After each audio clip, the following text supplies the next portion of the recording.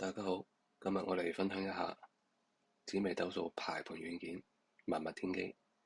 咁無論係手機又好，平板又好，定係電腦版都可以參考呢度嚟安裝嘅。地址就係呢個地址。OK，咁裝好咗之後呢，咁我哋係需要設置嘅。嚟到呢度，默認係將飛星勾咗佢保存，跟住再退出，重入一次就會見到呢個畫面。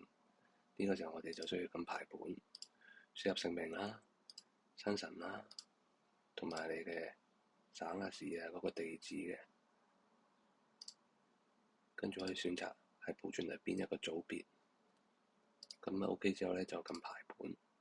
出到嚟之後呢，一般我哋會將嗰個生辰八字係隱藏咗佢嘅。你再分享出去嘅時候呢，人哋就見唔到你八字啦，保證你嘅私隱啦。但係宮位係一樣可以見到嘅。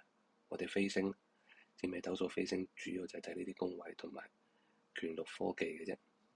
OK，今日嘅分享就到呢度。